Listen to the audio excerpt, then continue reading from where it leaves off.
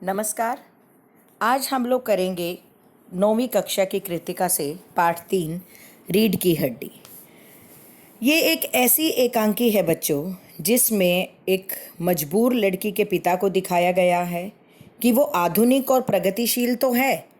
वो चाहता है कि लड़कियों को पढ़ाया लिखाया जाना चाहिए, लेकिन उसके बावजूद भी वो शादी के समय जो शिक्षा उसने अपनी बेटी को दिलवाई है उसे ही छुपाने का उसे ही छुपाने का वो प्रयास करता है।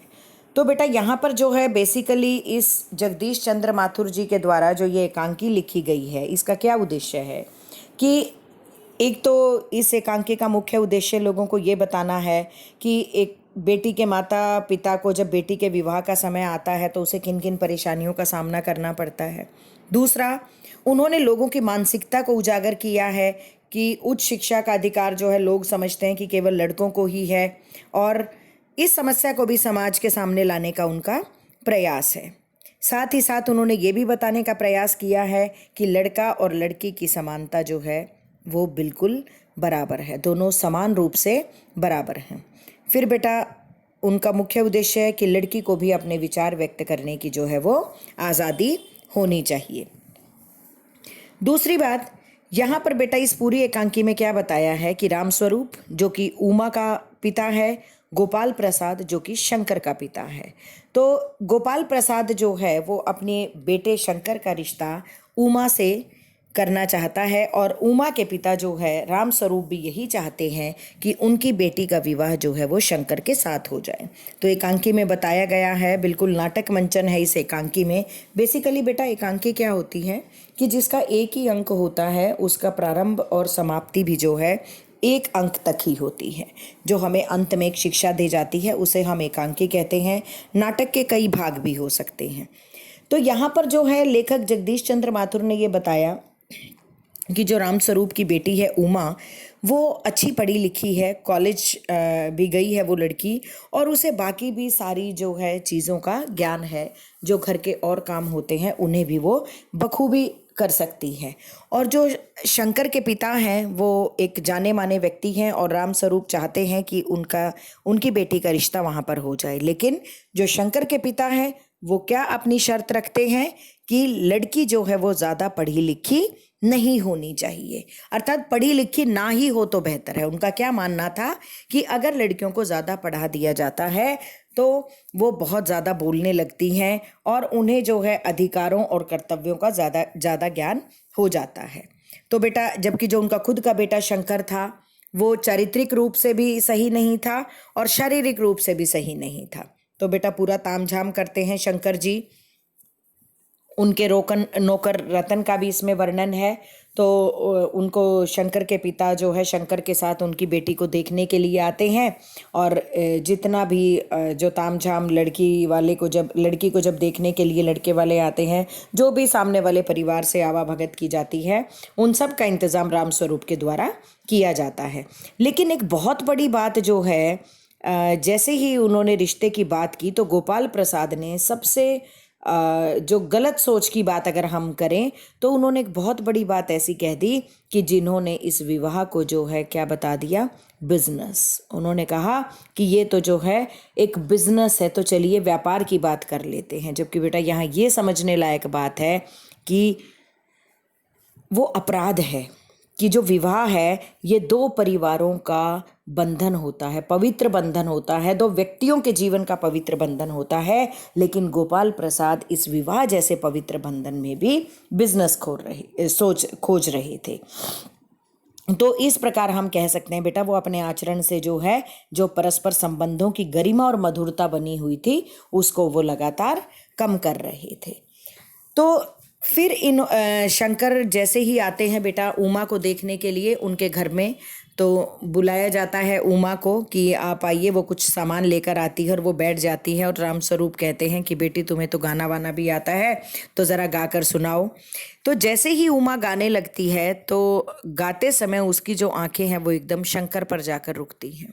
वो उसे पहचान जाती है कि शंकर एक वही लड़का है जो अक्सर लड़कियों के हॉस्टल के आसपास चक्कर लगाता है और वहाँ एक बार उसकी धुनाई भी की गई थी और तब उसने हॉस्टल की नौकरानी के पैर पकड़कर अपना पीछा छुड़वाया था।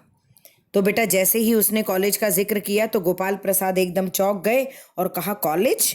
तो क्या तुम कॉलेज भी गई हो? और इस पर बेटा उमा से चुप ना रहा जा सका। उसने कहा कि हाँ, मैं कॉलेज भी गई हूँ और वहाँ पर जो है आपके बेटे को अक्सर मंडराते हुए देखा है और इसकी गलत हरकतों के कारण ही एक दिन जो हॉस्टल में हमारे यहाँ नौकरानी है उन्होंने इसे खूब लताड़ा था और इसने जो है उनसे माफ़ी भी मांगी थी।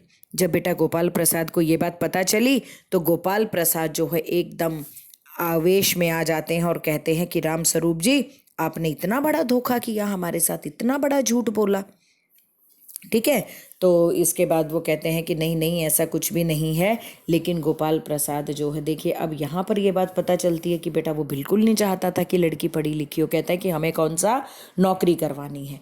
लेकिन बेटा उमा जो है वो यहाँ पर बिल्कुल चुप नहीं रहती और वो शंकर के संबंध में भी बताने लगती है कि देखिए, आप अपने बेटे को देखिए कि जिसकी रीढ़, जो बिना रीढ़, इसको बैकबोन कहते थे ना, कि जो ढंग से बैठ भी नहीं सकता, ढंग से चल भी नहीं सकता, और जो है वो विवाह को बिजनेस कहते हैं। तो इस प्रकार बेटा उमा को जो है वो बहुत क्रोध आता है इन सब चीज़ों से, और जब वो उनको खरी खोटी सुनाती है तो उसी समय गोपाल प्रसाद जो है अपने बेटे को लेकर वहाँ से चल देते हैं, ये कहते हुए कि आपने तो जो है हमारी इज्जत यहाँ पर घटा दिया। उसको सुनाते हैं खरी खोटी कि क्या तुमने इसीलिए हमें बुलाया था। रामस्वरूप फिर भी उन्हें रोकने का प्रयास करता है लेकिन वो चले जाते हैं। उसके बाद बेटा उमा की माँ हांफती हुई आती है कि उमा उमा रो रही है।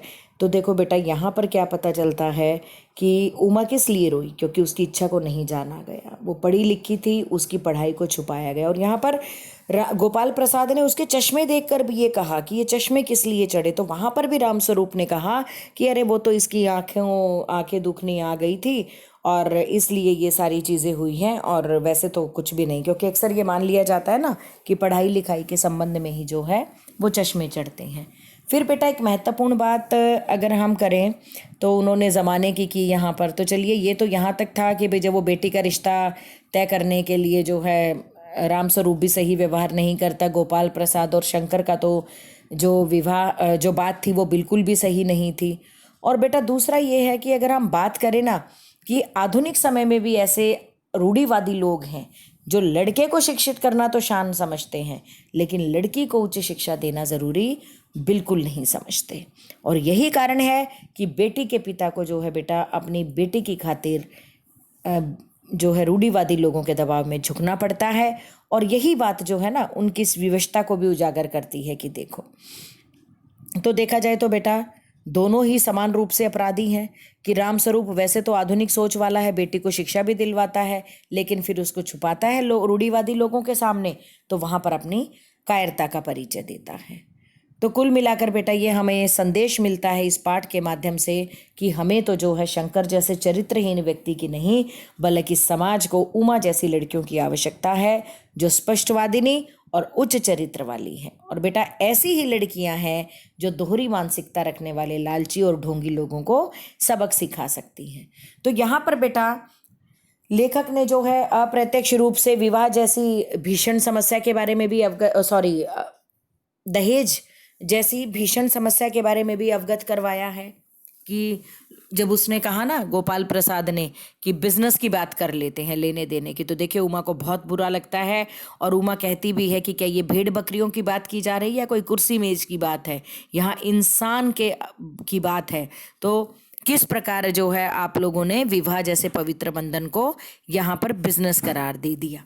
तो इसके बाद बेटा अगर मैं बात करूं यहाँ पर तो हम ये कह सकते हैं कि जो कहानी है पूरी उमा के इर्द गिर्द घूमती है, और भले ही जो है उमा की उपस्थिति थोड़े समय के लिए ही हो पर हमें बहुत कुछ सोचने पर ये मजबूर करती है।